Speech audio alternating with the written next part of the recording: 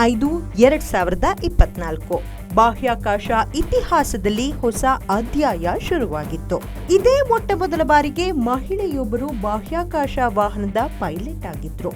ಆ ಹಿರಿಮೆ ಭಾರತೀಯ ಮೂಲದ ಸುನೀತಾ ವಿಲಿಯಮ್ಸ್ಗೆ ಸಂದಿತ್ತು. ಹೀಗೆ ಹೊಸ ಇತಿಹಾಸ ಸೃಷ್ಟಿಸಿದ ಖುಷಿ ಹೆಚ್ಚು ದಿನ ಉಳಿಲಿಲ್ಲ. ಯಾಕಂದ್ರೆ ಸುಮಾರು 8 ದಿನ ಬಾಹ್ಯಾಕಾಶ ನಿಲ್ದಾಣದಲ್ಲಿ ಉಳಿಬೇಕಿತ್ತು. ಆದರೆ ಬೋಯಿಂಗ್ ಸ್ಟಾರ್ ಲೈನರ್ನಲ್ಲಿ ತಾಂತ್ರಿಕ ದೋಷ ಕಾಣಿಸಿಕೊಂಡಿತ್ತು. ಹೀಗಾಗಿ ನಾಸಾ ಸುನೀತಾ ಮತ್ತು ವೆಲ್ಮೋರ್ ಅನ್ನ ಬಾಹ್ಯಾಕಾಶ ನಿಲ್ದಾಣದಲ್ಲೇ ಉಳಿಸಿ ಸ್ಟಾರ್ ಲೈನರ್ ವಾಪಸ್ ಕರೆಸಿಕೊಂಡಿತ್ತು. ಸುನೀತಾ ವಿಲಿಯಮ್ಸ್ ಮತ್ತು ಬುಚ್ ವೆಲ್ಮೋರ್ ರನ್ನ ವಾಪಸ್ ಕರೆಸಿಕೊಳ್ಳೋಕೆ ನಾಸಾ ಹಲವಾರು ಬಾರಿ ಪ್ರಯತ್ನ ಪಟ್ಟಿತ್ತು. ಆದರೆ ಬೇರೆ ಬೇರೆ ಕಾರಣಗಳಿಗಾಗಿ ಅವರನ್ನ ವಾಪಸ್ ಕರೆತರಲು ಸಾಧ್ಯವಾಗಿರಲಿಲ್ಲ. ಇದರ ನಡುವೆ ಸುನೀತಾ ವಿಲಿಯಮ್ಸ್ ಮತ್ತು ಬುಚ್ ವೆಲ್ಮೋರ್ ಆರೋಗ್ಯದ ಸಮಸ್ಯೆಗಳನ್ನ ಎದುರಿಸಲು ಶುರು ಮಾಡಿದ್ರು. ನಾಸಾಗೆ ಇಬ್ಬರ ಆರೋಗ್ಯದ ಚಿಂತೆ ಕಾಡತೊಡಗಿತ್ತು.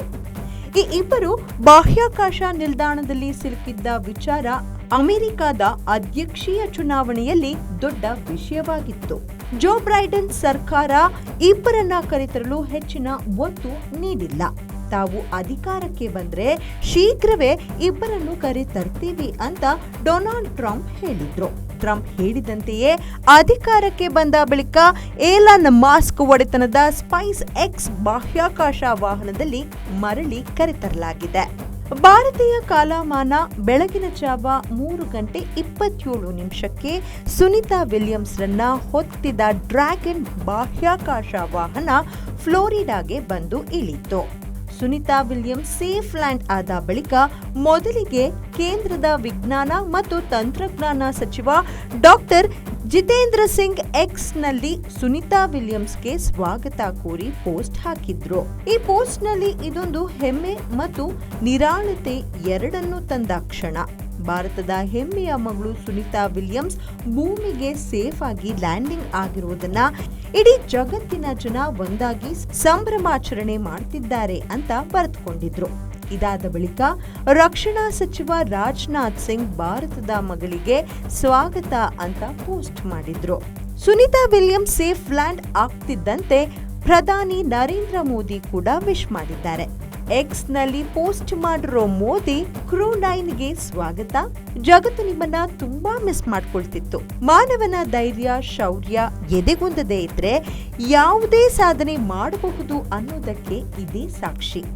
ಸುನೀತಾ ವಿಲಿಯಮ್ಸ್ ಮತ್ತು ಕ್ರೂ 9 ಈ ಸಾಧನೆ ಮಾನವನ ನಿರಂತರ ಪರಿಶ್ರಮದಿಂದ ಏನು ಬೇಕಾದರೂ ಮಾಡಬಹುದು ಅನ್ನೋದಕ್ಕೆ ಉತ್ತಮ ಉದಾಹರಣೆಯಾಗಿದೆ.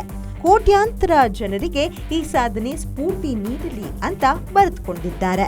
ಅಮೆರಿಕಾದಲ್ಲಿ ಹುಟ್ಟಿರೋ ಸುನೀತಾ ವಿಲಿಯಮ್ಸ್ ತಂದೆ ದೀಪಕ್ ಪಾಂಡ್ಯ ಗುಜರಾತ್ನ ಜುಲಾಸನ್ ಗ್ರಾಮದವರು, ತಾಯಿ ಸ್ಲೋವೆನಿಯಾ ಮೂಲದವರು. ಸುನೀತಾರ ಪತಿ ಮೈಕಲ್ ಜೆ ವಿಲಿಯಮ್ಸ್ ಅಮೆರಿಕಾದಲ್ಲಿ ಸರ್ಕಾರಿ ಅಧಿಕಾರಿಯಾಗಿದ್ರು. ಸುನೀತಾ ದಂಪತಿ ಹಿಂದೂ ಧರ್ಮವನ್ನ ಪಾಲಿಸ್ತಾರೆ.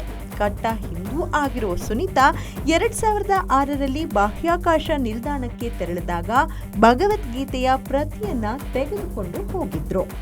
2012ರಲ್ಲಿ ಬಾಹ್ಯಾಕಾಶ ನಿಲ್ದಾಣಕ್ಕೆ ತೆರಳಿದಾಗ ಓಂ ಮತ್ತು ಉಪನಿಷತ್ ಪ್ರತಿಯನ್ನ ತೆಗೆದುಕೊಂಡು ಹೋಗಿದ್ರು.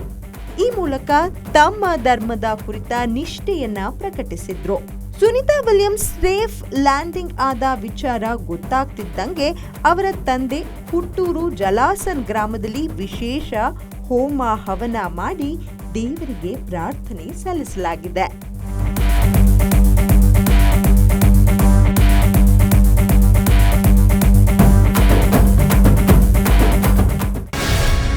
ಗ್ಯಾರಂಟಿ ನ್ಯೂಸ್, ಸುದ್ದಿ ಖಚಿತ, ನ್ಯಾಯ ನಿಶ್ಚಿತ.